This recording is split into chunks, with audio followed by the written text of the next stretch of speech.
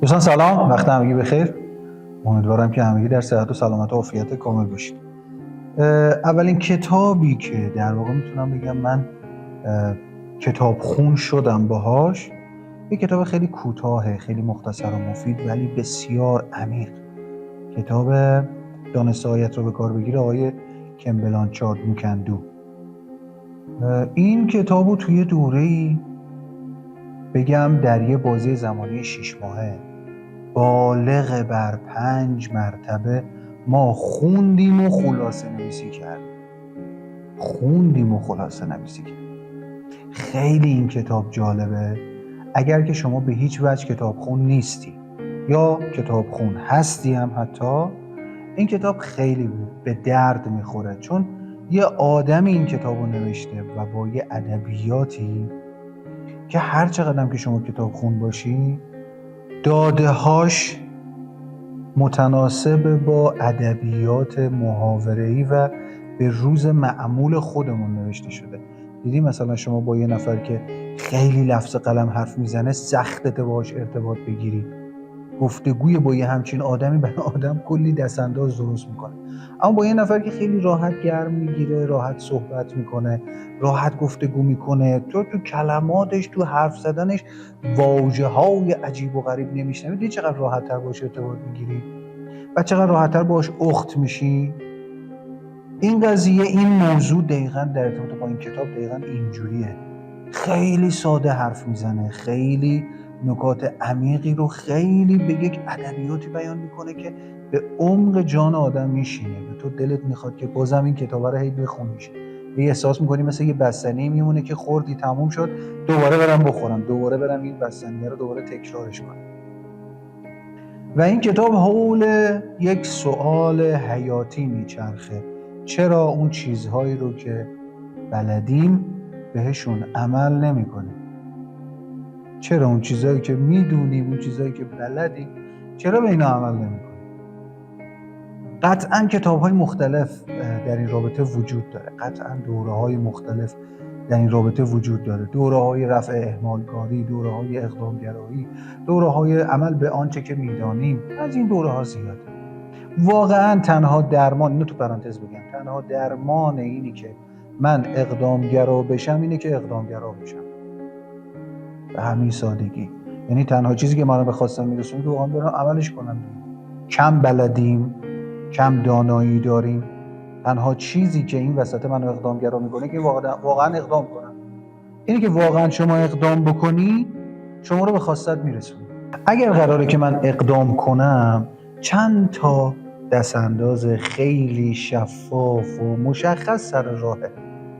3 عامل اصلی وجود داره برای اینی که دانسته های ما به کار گرفته نمی شود و اون چیزهایی که میدونیم عمل نمیشه و بعد تبدیل به نتیجه نمیشه. 3 تاست. اولین نکته‌ای که بیان میکنه آقای کن بلانچارد میگه که آقا شما زیادی میدونی، خیلی پری. مثال دم دستی اگه بخوام بزنم، شما اگه یه لیوان آبو خیلی پرش کنی چجوری میخوایی اینو برسونی به دست یکی دیگه؟ کلش میریزه. ما چالشی که یکی از مهمترین چالش هایی که عمل نمی کنیم اینی که خیلی میدونیم.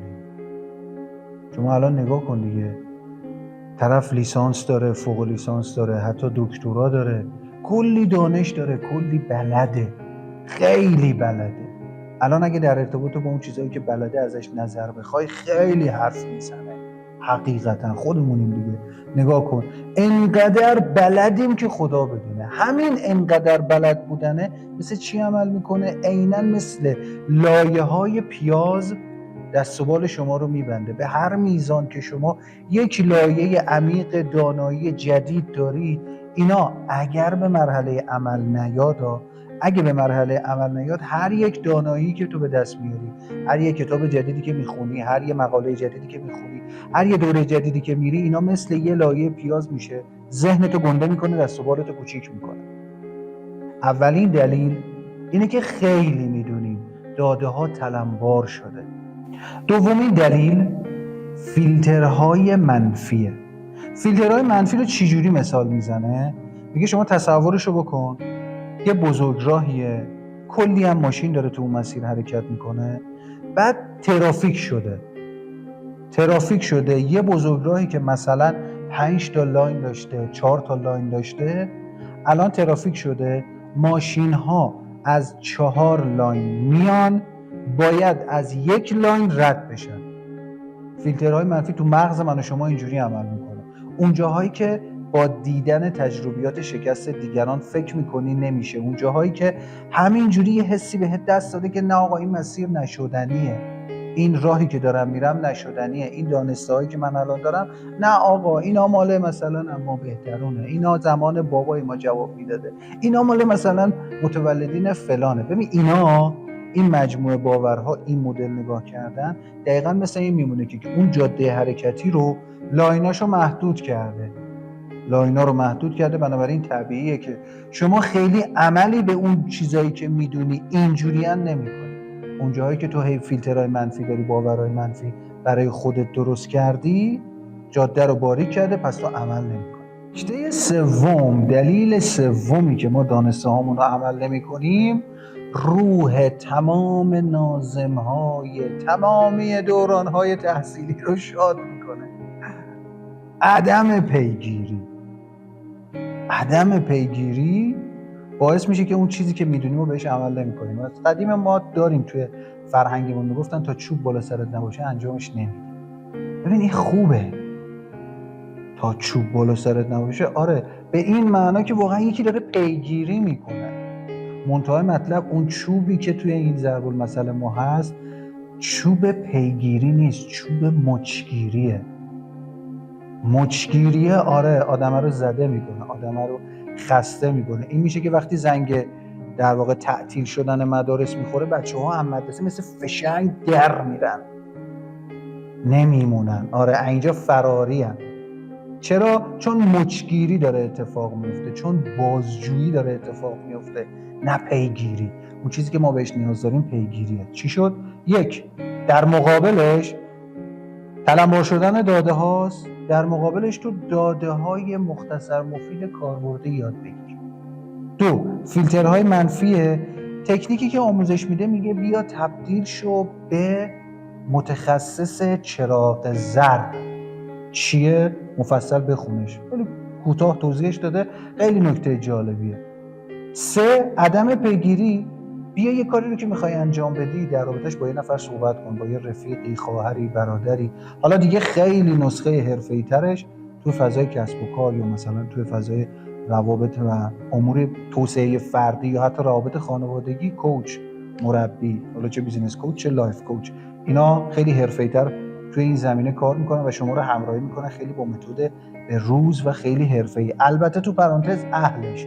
یادتونه یه زمانی رشته معماری انقدر باب شده بود، هر کسی که نگاه می‌کردیم پدر مادر همونجوری که میگفتن بچه‌هامون میخوام دکتر بشن، از هر پدر مادری هم توی بازه زمانی میپرسیدیم اون میخواد معمار بشه، رشته معماری بخونه. خود جوونا هم همه میریختن معماری. بعد اگر نگاه کنین، حالا بازه سالیشو نمیدونم، ولی چون پسردایی خودم هم توی این دام افتاده بود، شما اگه نگاه کنی متولدین یه سالی هستن و خروجی‌های یه سالی از دانشگاه، کلی کارشناس و کارشناسی ارشد معماری داریم. حالا کوچینگ هم همین جوری شده. کوچینگ هم الان به جهت ترندی که شده، شهرتی که پیدا کرده، هر کی میاد تو فضای کسب و کار میخوای چی کار بشی، من میخوام برم کوچ بشم، بسم الله الرحمن الرحیم، میاد و بعد نگاه کنیم این نقطه قوتش نیست. کوچ خوب، حالا چه بیزینس کوچ چه لایف کوچ، این دوای حرفه‌ای این قضیه است که شما میتونه کنار شما قرار بگیره، شما رو پیگیری کنه و همراهی کنه و بدون از مچگیری و نمیدونم در واقع حالت بازجویی. این اولین کتابیه که من خیلی باهاش رفیق شدم و در واقع میتونم بگم منو کتاب خون کرد و بعد از اونم کتاب‌هایی که تو اون ادبیات بود و راحت‌تر میخونم. اینم البته نقطه قابل بهبودشه که اگر یه کتاب قطورتر یا اگر یه کتابی که به زبان ادبیات علمی‌تر نوشته شده باشه، تو اگر با این کتاب خون بشی، شاید در مقابل اونها یه گاردی داشته باشی، چون همیشه پس ذهنت کتاب خوب این تعریف میشه، کتابی که باهاش رفیق شدی این تعریف میشه، شاید اونا رو خیلی کمتر سمتش بری. ولی میخوام بگم وقتی که میفته رو دور، وقتی که تکرارش بکنی، حتی با کتاب‌هایی هم که به زبان علمی‌تر نوشته شده، اصطلاحات علمی‌تری توش هست، حتی قطورتره، با اونا هم رفیق میشی. پس 3 تا چالش داره. یک، میگه چرا ما دانسته‌مون رو به کار نمیگیریم؟ داده‌های ذهنیمون زیاده، تلمبار داده اتفاق میفته، فیلتر منفی داریم، عدم پیگیری. راهکارش داده‌های کاملا کاربردی مختصر و مفید یاد بگیر، اضافه‌هاشو ولش کن. 2، تبدیل شو به متخصص چراغ زرد. 3، پیگیری یک کسی رو، یک وسیله‌ای رو، یک کسی غیر از خودت رو مسئول پیگیری کن. این کتاب میتونه کلی، حالا اگر بخونی 90 صفحه هم تقریبا هست، اگر بخونی میتونه کلی راهکار هم بهت بده. در حین اینی که داری این کتابو میخونی، داره بس به ادبیات داستانی باهات حرف میزنه، بهت کمک میکنه و سرنخ به ذهنت میده که حتی مثلا اگرم میخوای داده کاربردی به دست بیاری چجوری، اگرم میخوای داده ها رو دریافت میکنی سریع به کار بگیری چجوری. راهکارها اینجوری هم بهت میده، خیلی میتونه برات مفید باشه. استفاده کن، نظراتم با ما به اشتراک بذار، با هم گفتگو بکنیم.